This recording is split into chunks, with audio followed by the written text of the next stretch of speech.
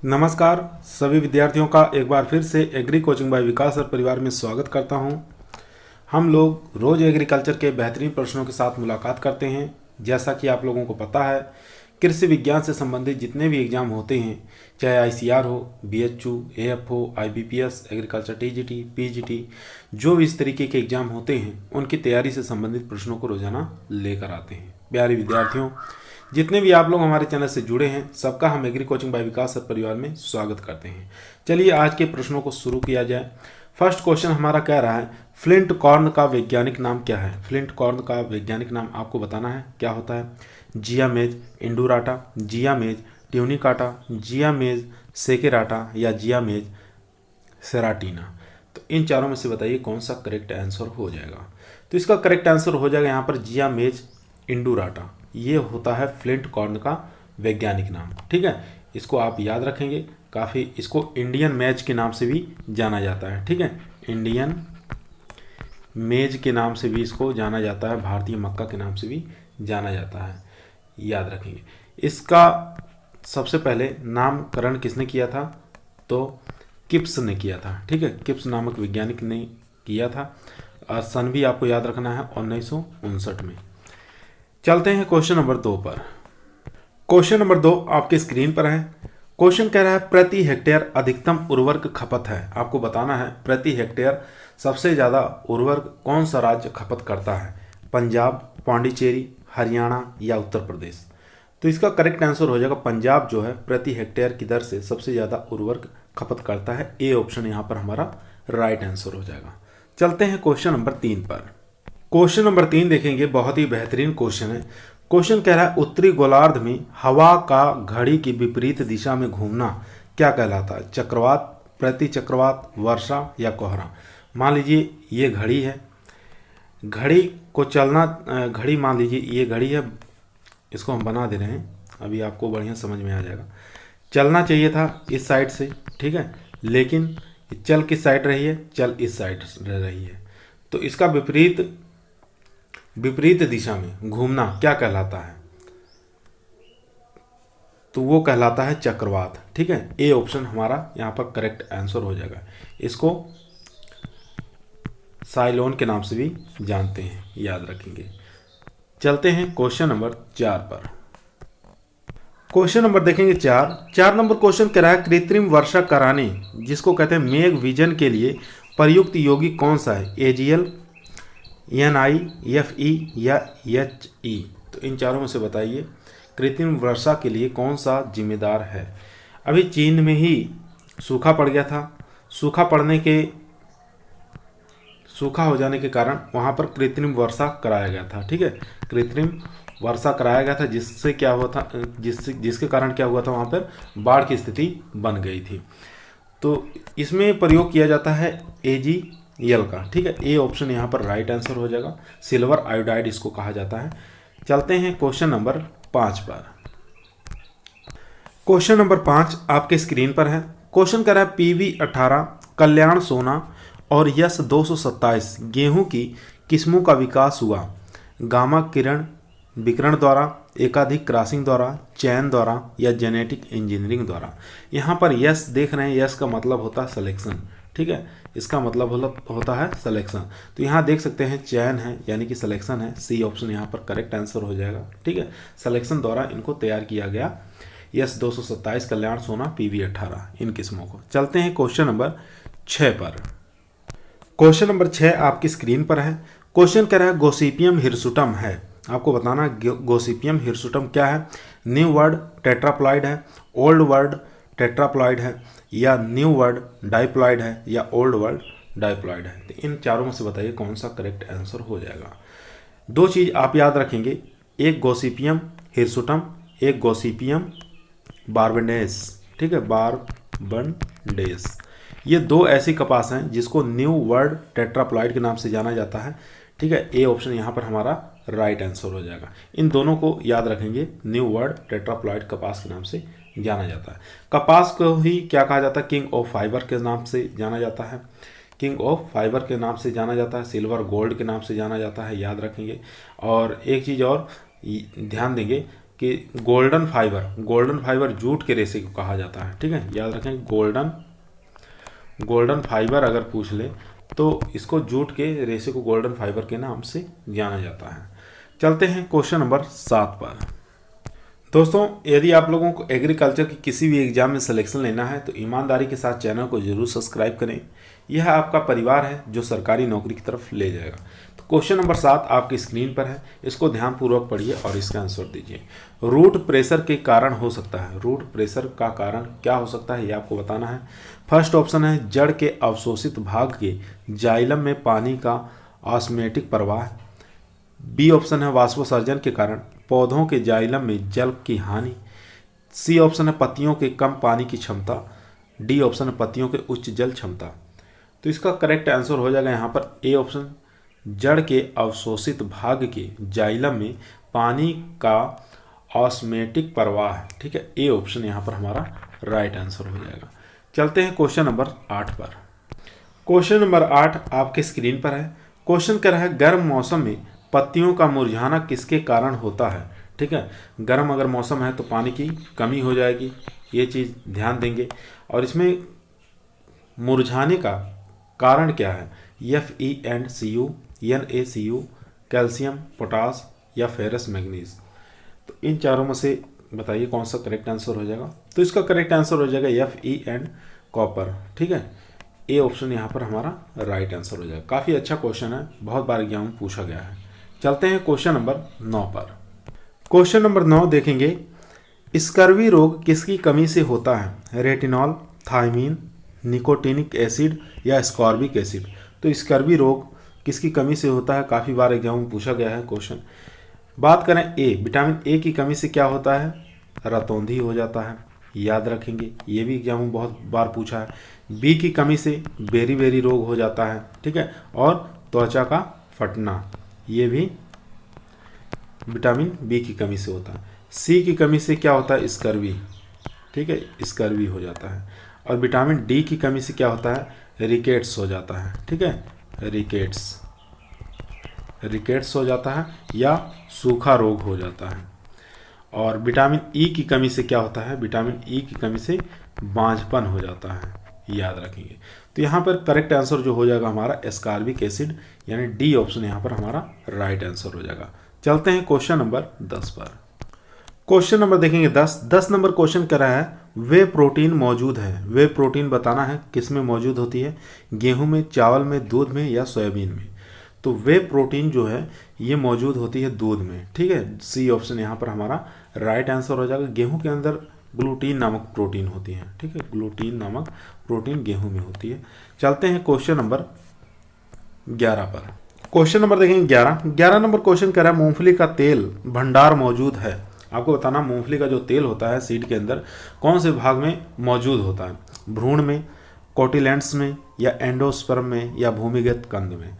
तो ये जो मौजूद होता है, मान लीजिए मूंगफली है, इसके अंदर ये सीड पड़ा हुआ है, तो ये जो होता है कोटिलेंट्स के अंदर तेल जो होता है मौजूद होता है। तो हमारा बी ऑप्शन यहाँ पर हमारा राइट आंसर हो जाएगा। इसके अंदर जो तेल की मात्रा पाई जाती है वो 45 से लेकर 47% तक ऑयल की मात्रा पाई जाती है। ठीक है, याद रखेंगे, काफ़ी अच्छा क्वेश्चन है। चलते हैं क्वेश्चन नंबर 12 पर। क्वेश्चन नंबर देखेंगे 12 नंबर क्वेश्चन कह रहा है मक्का में एक ही पीढ़ी के विदेशी पराग के प्रभाव को जाना जाता है। ठीक है, मेटाजीनिया, जीनिया या सिंथेटिक प्रभाव या उत्परिवर्तन। काफ़ी अच्छा क्वेश्चन है। मेटाजीनिया की बात कर लेते हैं तो मेटाजीनिया जो है आपको देखने को मिलता है पपीता के अंदर और खजूर के अंदर। ठीक है, इनके अंदर मेटाजीनिया देखने को मिलता है। ये लाभकारी प्रभाव होता है दोनों, ये फलों पर इनका प्रभाव पड़ता है। ठीक है, फलों पर प्रभाव पड़ता है। जीनिया की बात कर लेते हैं, यही हमारा करेक्ट आंसर हो जाएगा। मक्का में एक पीढ़ी से विदेशी पराग के प्रभाव को जाना जाता है, जीनिया के नाम से जाना जाता है। जीनिया क्या होता है, इसके कारण क्या होते हैं, सीड जो होते हैं रंग बिरंगे दिखते हैं। आप लोग देखे होंगे सीड जो होते हैं रंग बिरंगे दिखते हैं कलर में, कोई ब्लैक कलर, कोई रेड कलर, कोई येलो कलर, ठीक है, कोई वाइट कलर। इस प्रकार के जो कलर आते हैं रंग बिरंगे वो जीनिया के कारण आते हैं, याद रखेंगे। बी ऑप्शन हमारा राइट आंसर हो जाएगा। चलते हैं क्वेश्चन नंबर 13 पर। क्वेश्चन नंबर देखेंगे 13 नंबर क्वेश्चन कह रहा है चना, मसूर, मूंग और उड़द के प्रमाणित बीज के उत्पादन के लिए आवश्यक अलगाव दूरी मीटर रखते हैं, ठीक है। आइसोलेशन डिस्टेंस दूरी आपको बताना है कितनी रखते हैं पौधे से पौधे, लाइन्स की लाइन की दूरी। तो इसमें इसलिए अलगाव रखते हैं क्योंकि चना, मसूर, मूंग और उड़द ये तीनों जो क्रॉप्स हैं, चारों क्रॉप जो हैं, ये सेल्फ पॉलिनेशन वाली क्रॉप हैं। तो इसमें डिस्टेंस रखते हैं 5 मीटर की, ठीक है। तो डी ऑप्शन यहाँ पर हमारा करेक्ट आंसर हो जाएगा, डी ऑप्शन याद रखेंगे। चलते हैं क्वेश्चन नंबर 14 पर। क्वेश्चन नंबर देखेंगे 14 नंबर क्वेश्चन कह रहा है एमाइड रूप में नाइट्रोजन युक्त उर्वरक है, ठीक है। कौन सा ऐसा उर्वरक है जो एमाइड के रूप में है? यूरिया, कैन, अमोनियम सल्फेट या अमोनियम फास्फेट। तो अमोनियम सल्फेट की बात करें तो ये धान की खेती के लिए सबसे प्रिय उर्वरक माना गया है। कैन यहाँ पर लिखा है, इसको सोना के नाम से भी जाना जाता है, किसान खाद के नाम से भी जाना जाता है। यहाँ पर जो हमारा करेक्ट आंसर हो जाएगा यूरिया हो जाएगा, ए ऑप्शन यहाँ पर करेक्ट आंसर हो जाएगा, ठीक है।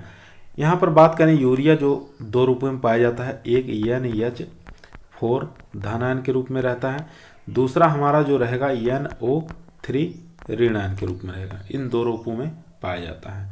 तो यही हमारा करेक्ट आंसर हो गया, ए ऑप्शन। चलते हैं क्वेश्चन नंबर 15 पर। क्वेश्चन नंबर देखेंगे 15 नंबर क्वेश्चन कह रहा है दलहनी फसल जो वायुमंडल नाइट्रोजन का स्थिरीकरण नहीं करती, यहाँ पर नहीं करती पूछा है, अरहर, मटर, सोयाबीन या राजमा। तो यहाँ पर करेक्ट आंसर हो जाएगा हमारा डी ऑप्शन। राजमा जो है ये दलहनी फसलों को वायुमंडल से नाइट्रोजन को स्थिरीकरण नहीं करती, इसीलिए इसको नाइट्रोजन की अधिक मात्रा दी जाती है, अलग से डाला जाता है, ठीक है। तो इसको नाइट्रोजन की मात्रा जो दिया जाता है 100 से लेकर 120 किलोग्राम प्रति हेक्टेयर की दर से इसको दिया जाता है नाइट्रोजन की मात्रा, ठीक है। राजमा को ही हम किडनी बीन के नाम से भी जानते हैं, बहुत बार एग्जामों में पूछा गया है कि किडनी बीन किसे कहा जाता है, तो किडनी बीन कहा जाता है राजमा को, याद रखेंगे। चलते हैं क्वेश्चन नंबर 16 पर। क्वेश्चन नंबर देखेंगे 16, ज्वार की दोहरे उद्देश्य वाली किस्म कौन सी है? दोहरे उद्देश्य का मतलब होता है एक तो हरा चारा हमें प्राप्त हो जाए, दूसरा है बीज उत्पादन हो जाए, ठीक है, बीज उत्पादन हो जाए, तो इसी को कहा जाता है दोहरे उद्देश्य वाली किस्म। तो देखते हैं CSV 15, पंतचरी 5, CSH 13R या सभी। तो इसका करेक्ट आंसर हो जाएगा, जितनी भी आप देख रहे हैं किस्म जो है ये सभी के सभी कैसी हैं? दोहरे उद्देश्य वाली क्रॉप्स हैं। तो डी ऑप्शन यहाँ पर हमारा राइट आंसर हो जाएगा। चलते हैं क्वेश्चन नंबर 17 पर। क्वेश्चन नंबर देखेंगे 17 नंबर क्वेश्चन कह रहा है यूपी 319 किस्म है, आपको बताना है यूपी 319 किसकी किस्म है? धान की, गेहूं की, ज्वार की, बाजरा की। तो धान की होगी नहीं ये किस्म, यहाँ पर गेहूं हमारा करेक्ट आंसर हो जाएगा, गेहूं की किस्म है ये यूपी 319, ठीक है। HB करके अगर देता तो ये बाजरा की किस्म हो जाती। चलते हैं क्वेश्चन नंबर 18 पर। क्वेश्चन नंबर देखेंगे 18, धान की गेहूं फसल प्रणाली में इकाइनोक्लोआ क्लोनम के नियंत्रण के लिए कौन सा शाकनाशी अधिक प्रभावशाली है? ठीक है, इकाइनोक्लोआ क्लोनम जो होता है यानी इसको सांवा के नाम से जाना जाता है, इसके नियंत्रण के लिए किसका प्रयोग किया जाता है? कौन सा शाकनाशी का प्रयोग किया जाता है? तो देखते हैं, ब्यूटाक्लोर है, मेथियोक्लाइक्लोर है, एलाक्लोर है, आइसोप्रोटोरॉन। आइसोप्रोटोरॉन के बारे में आप लोग जानते हैं, इसका प्रयोग हम गेहूं की फसल में करते हैं, याद रखेंगे। और यहाँ पर ब्यूटाक्लोर हमारा करेक्ट आंसर हो जाएगा, ए ऑप्शन यहाँ पर राइट आंसर। इसी को हम मेचेटी के नाम से भी जानते हैं, ठीक है, मेचेटी के नाम से भी जाना जाता है। एलाक्लोर यहाँ पर देख रहे हैं, इसको हम लासो के नाम से भी जानते हैं, लासो एलाक्लोर। तो ए ऑप्शन यहाँ पर हमारा राइट है। चलते हैं क्वेश्चन नंबर 19 पर।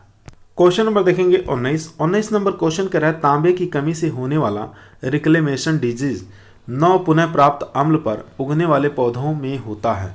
तो कौन से पौधों में होता है? तो ये आपको बताना है, हिस्टोसोल, अल्फीसोल, एरिडोसोल या अल्टीसोल। तो इसका करेक्ट आंसर हो जाएगा यहाँ पर हिस्टोसोल, ए ऑप्शन यहाँ पर हमारा राइट आंसर हो जाएगा। चलते हैं क्वेश्चन नंबर 20 पर।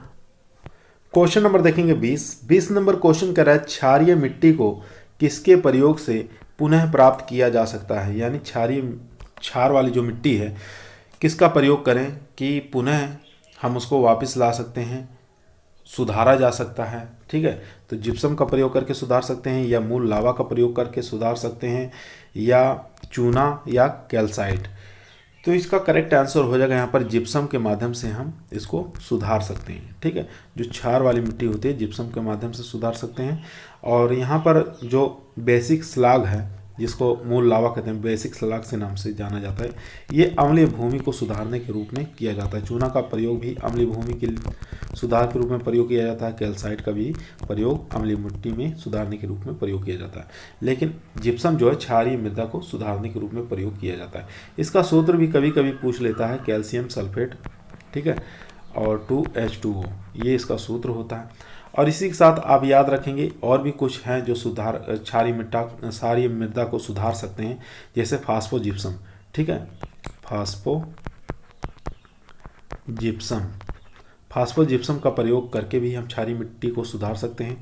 दूसरा लिखेंगे FeS2, इसके माध्यम से भी सुधार सकते हैं, और H2SO4, ठीक है, इसके माध्यम से भी हम क्षारीय मृदा को सुधार सकते हैं। तो ए ऑप्शन हमारा यहाँ पर राइट है। चलते हैं क्वेश्चन नंबर 21 पर। क्वेश्चन नंबर देखेंगे 21 नंबर क्वेश्चन कह रहा है, मिट्टी के रंग के आधार पर विभिन्न मिट्टी का उत्पादकता स्तर नीचे दिया गया है। निम्नलिखित में से कौन सी व्यवस्था सही है? तो देखते हैं, ब्लैक, इसके बाद रस्ट ब्राउन, इसके बाद येलो, क्या ग्रे। उसके बाद बी वाला ऑप्शन है, पहले ग्रे आता है, उसके बाद येलो, फिर रस्ट ब्राउन या ब्लैक। सी ऑप्शन है ब्लैक, येलो या रस्ट ब्राउन या ग्रे, उसके बाद ऑल ऑफ दीज। तो इसका जो सही सीक्वेंस है वो ए ऑप्शन हो जाएगा। पहले ब्लैक आ जाएगा, फिर उसके बाद रस्ट ब्राउन, फिर येलो, फिर ग्रे, ठीक है। ए ऑप्शन यहाँ पर हमारा राइट आंसर हो जाएगा। चलते हैं क्वेश्चन नंबर 22 पर। क्वेश्चन नंबर देखेंगे 22 नंबर क्वेश्चन कह रहा है, किस कीट की मादा के गूदा सिरे पर बालों का गुच्छा होता है? आपको बताना कौन सा ऐसा कीट है, मादा कीट है, जिसके पीछे वाले हिस्से पर बालों का गुच्छा नजर आता है, ठीक है। तो देखते हैं, sugar cane top borer, sugar cane leaf hopper, या शुगर कैन रूट बोरर, या शुगर कैन वाइट गर्म। तो ये इसका करेक्ट आंसर हो जाएगा शुगर कैन टॉप बोरर, ठीक है। ए ऑप्शन यहाँ पर हमारा राइट आंसर हो जाएगा। चलते हैं क्वेश्चन नंबर 23 पर। क्वेश्चन नंबर देखेंगे 23 नंबर क्वेश्चन कह रहा है, कीट और रोगों के कारण कृषि उत्पादकता में कितनी % कमी आ जाती है? 1%, 30%, 5% या 15%। सबसे ज़्यादा जो हानि होती है वो खरपतवार से होता है, ठीक है, यानी कि वीड से होता है। वीड से कितना % होता है? 33 से लेके 35% तक होता है। तो यहाँ ऑप्शन में देख सकते हैं 33 दिया है, तो ये हमारा ऑप्शन खराब हो जाएगा, ठीक है। तो यहाँ पर हमारा जो करेक्ट आंसर हो जाएगा वो हो जाएगा डी ऑप्शन, ठीक है। 15% जो होता है ये कीट और रोगों के कारण कृषि उत्पादकता में कमी आ जाती है। D option right. चलते हैं क्वेश्चन नंबर 24 पर। क्वेश्चन नंबर देखेंगे 24 नंबर कह रहा है, पायरिला एक गंभीर कीट है। पायरिला पार्पुसेला, ठीक है, ये एक किस गंभीर कीट है, कौन सी फसल का है? चावल का, गन्ना का, मक्का का या गेहूं का? तो पायरिला जो है प्रमुख और भयंकर कीट माना जाता है किस फसल का? ये गन्ने का, यानी बी ऑप्शन यहाँ पर राइट आंसर हो जाएगा।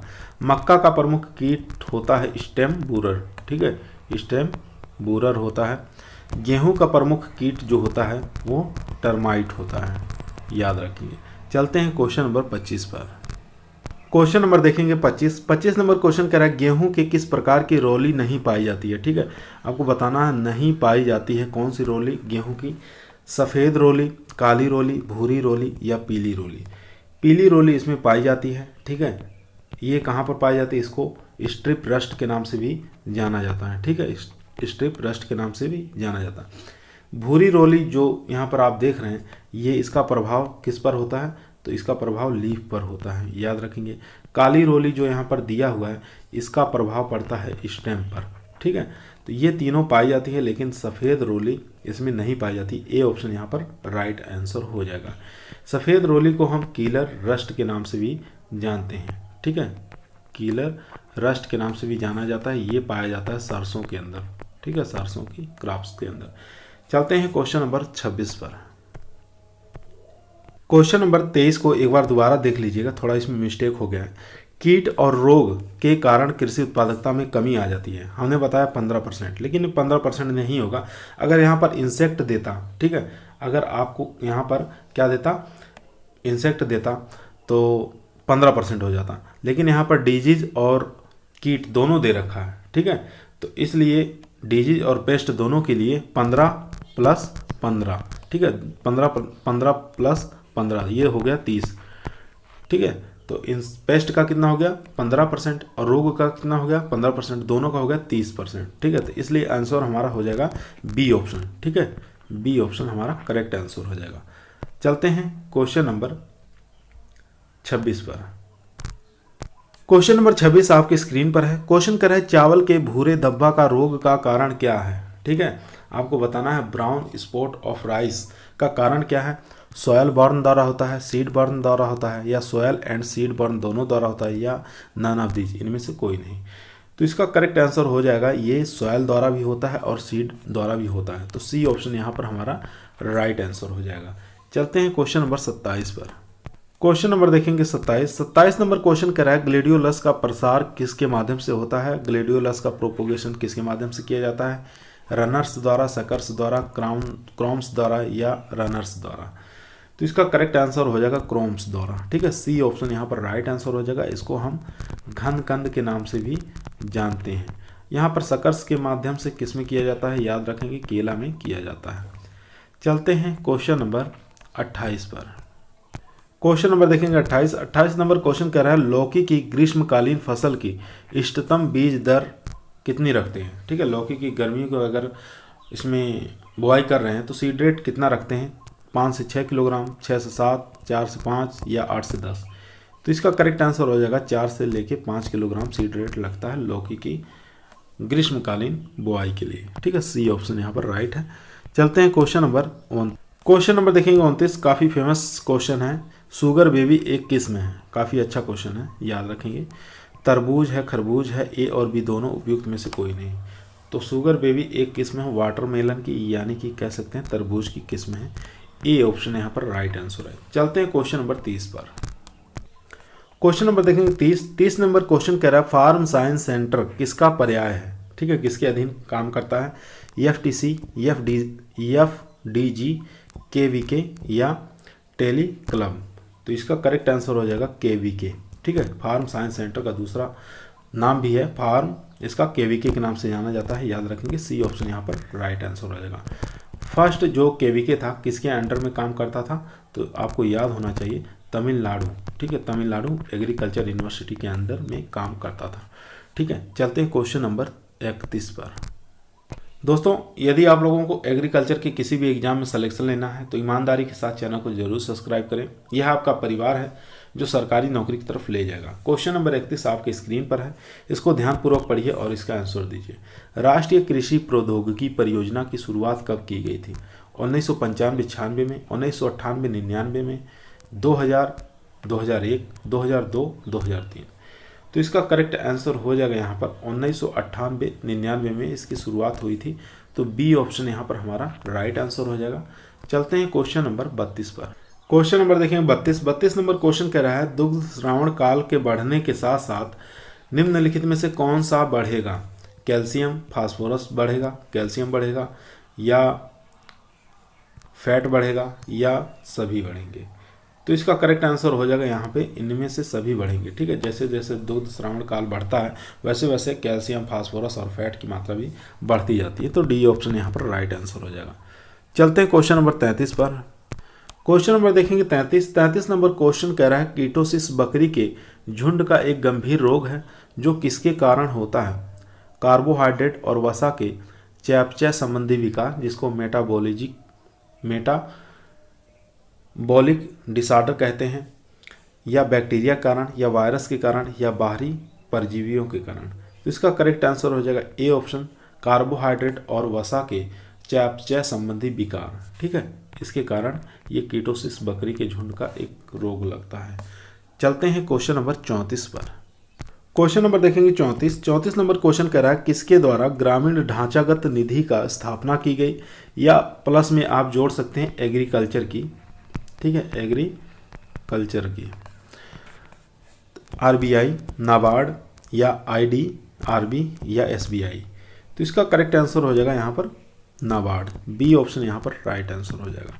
चलते हैं क्वेश्चन नंबर 35 जो कि आज का हमारा लास्ट क्वेश्चन रहेगा। क्वेश्चन नंबर 35 राष्ट्रीय प्रदर्शन उदाहरण है। ठीक है, आपको बताना राष्ट्रीय प्रदर्शन उदाहरण है, किसका उदाहरण है। फर्स्ट लाइन प्रदर्शन का, या फ्रंट लाइन प्रदर्शन का या फ्यूचर लाइन प्रदर्शन का या उपयुक्त सभी। तो इसका करेक्ट आंसर हो जाएगा फर्स्ट लाइन प्रदर्शन का। जो किसान के यहाँ लगाते हैं प्रदर्शन वो फर्स्ट लाइन प्रदर्शन हमारा कहलाता है। तो ए ऑप्शन यहाँ पर राइट आंसर हो जाएगा। आज का वीडियो हमारा यहीं समाप्त हुआ। कल फिर मिलते हैं एक नए वीडियो के साथ। तब तक सभी लोगों को धन्यवाद।